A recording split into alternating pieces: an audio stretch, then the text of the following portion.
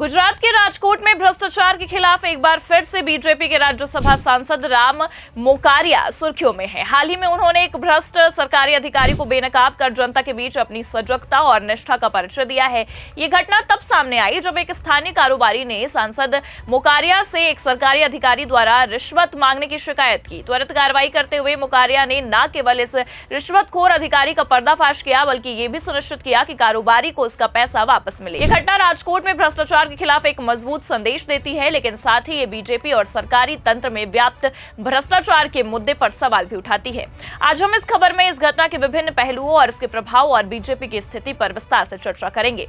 नमस्कार, मैं हूं आपके साथ प्रगति और आप देखना शुरू कर चुके हैं 4 PM गुजरात। दोस्तों, आपको बता दें कि 4 जून 2025 को बीजेपी के राज्यसभा सांसद राम मोकारिया ने एक प्रेस विज्ञप्ति जारी कर राजकोट के तोलमाप विभाग से एक क्लास अधिकारी के भ्रष्टाचार को उजागर किया। इस अधिकारी ने स्थानीय कारोबारी सैंडी इलेक्ट्रॉनिक्स के मालिक हरि सिंह से 25,000 रुपए की रिश्वत मांगी थी। ये रिश्वत कथित तौर पर एक व्यापारिक इकाई पर छापेमारी के बाद मांगी गई थी, जो शहर के बाहरी इलाके में स्थित थी। कारोबारी ने ये उत्पीड़न की शिकायत सीधे सांसद मोकारिया से की। मोकारिया ने तुरंत कार्रवाई की और अधिकारी को फटकार लगाई, जिसके बाद अधिकारी ने 10 मिनट के भीतर रिश्वत की राशि कारोबारी को वापस कर दी। अब आपको बता दें कि मोकारिया ने इस घटना को सार्वजनिक करते हुए नागरिकों से अपील की कि वे किसी भी सरकारी अधिकारी द्वारा रिश्वत मांगे जाने की स्थिति में उनसे या एंटी करप्शन ब्यूरो से संपर्क करें।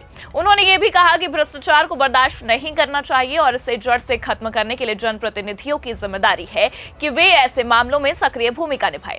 राम मोकारिया, जो राजकोट से राज्यसभा सांसद हैं, पहले एक सफल व्यवसायी रहे हैं। वे एक प्रसिद्ध कोरियर कंपनी के संस्थापक अध्यक्ष हैं और 2021 में राज्यसभा के लिए चुने गए मोकारिया पहले भी भ्रष्टाचार के खिलाफ अपनी आवाज बुलंद करते रहे हैं। मई 2024 में उन्होंने स्वीकार किया था कि उन्होंने 5 साल पहले राजकोट नगर निगम के फायर डिपार्टमेंट से एक नो ऑब्जेक्शन सर्टिफिकेट प्राप्त करने के लिए 70,000 रुपए की रिश्वत दी थी। ये रिश्वत उन्होंने तब दी थी जब वे अभी सांसद नहीं बने थे और एक व्यवसायी के रूप में काम कर रहे थे। हालांकि सांसद बनने के बाद उन्होंने इस भ्रष्टाचार को उजागर किया और बताया कि फायर अधिकारी ने उनके सांसद बनने के बाद वो राशि वापस कर दी थी।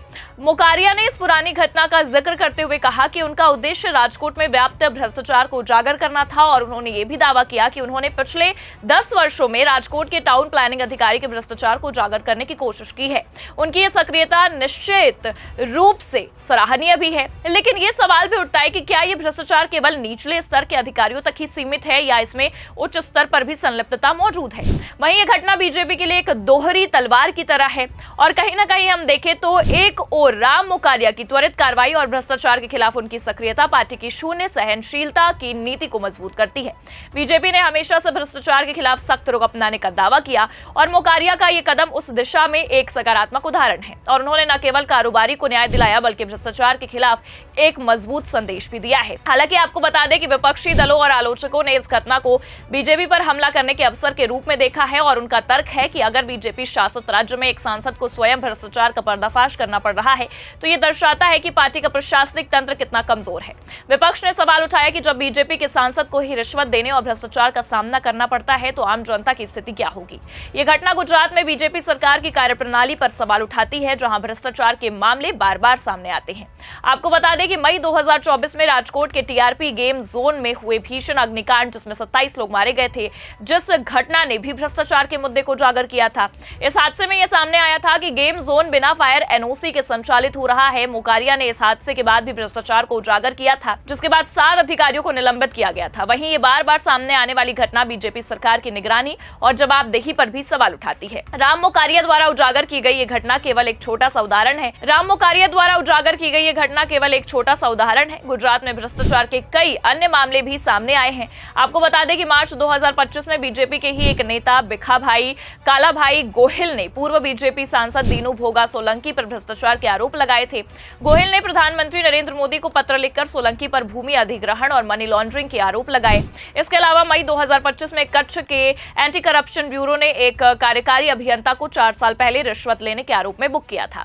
आपको बता दें कि ये घटनाएं दर्शाती हैं कि भ्रष्टाचार गुजरात में एक गहरी जड़ें जमा चुका है। ये न केवल निचले स्तर के अधिकारियों तक ही सीमित है, बल्कि उच्च स्तर पर भी इसकी मौजूदगी देखी जा सकती है।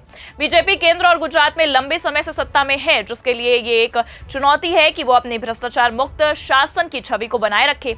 इस घटना के बाद बीजेपी के सामने दोहरी चुनौती है। पहली, उसे भ्रष्टाचार के खिलाफ अपनी सख्त नीति को और मजबूत करना होगा। दूसरी, उसे यह सुनिश्चित करना होगा कि ऐसे मामले उसकी छवि को नुकसान न पहुंचाए।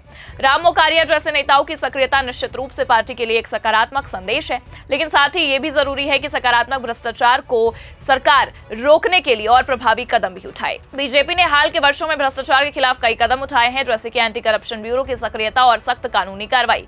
लेकिन बार बार सामने आने वाले मामले ये दर्शाते हैं कि अभी भी बहुत कुछ किया जाना बाकी है। पार्टी को चाहिए कि वो न केवल भ्रष्ट अधिकारियों के खिलाफ कार्रवाई करे, बल्कि ये भी सुनिश्चित करे कि प्रशासनिक तंत्र में पारदर्शिता और जवाबदेही बढ़े।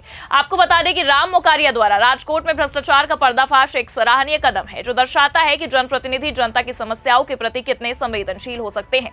उनकी त्वरित कार्रवाई ने न केवल कारोबारी को न्याय दिलाया, बल्कि भ्रष्टाचार के खिलाफ एक मजबूत संदेश भी दिया। हालांकि यह घटना बीजेपी के सामने एक चुनौती भी पेश करती है। अगर पार्टी भ्रष्टाचार के खिलाफ अपनी प्रतिबद्धता को साबित करना चाहती है, तो उसे न केवल निचले स्तर पर बल्कि उच्च स्तर पर भी भ्रष्टाचार को रोकने के लिए ठोस कदम उठाने होंगे। वहीं जनता की नजर अब इस बात पर होगी कि बीजेपी इस घटना से क्या सबक लेती है और भविष्य में भ्रष्टाचार को रोकने के लिए क्या कदम उठाती है। राम मोकारिया की इस पहल ने भले ही एक भ्रष्ट अधिकारी को बेनकाब किया है, लेकिन ये एक शुरुआत मात्र है। भ्रष्टाचार के खिलाफ इस लड़ाई में सरकार, जनप्रतिनिधि और जनता की संयुक्त भागीदारी हो इसे सफल बना सकती है। वहीं अब देखना होगा कि गुजरात में व्याप्त भ्रष्टाचार को बीजेपी कैसे हैंडल करती है। ये तो आने वाला वक्त बताएगा। फिलहाल के लिए इस खबर में इतना ही। ऐसी ही तमाम राजनीतिक खबरों के लिए देखते रहिए 4PM गुजरात। नमस्कार।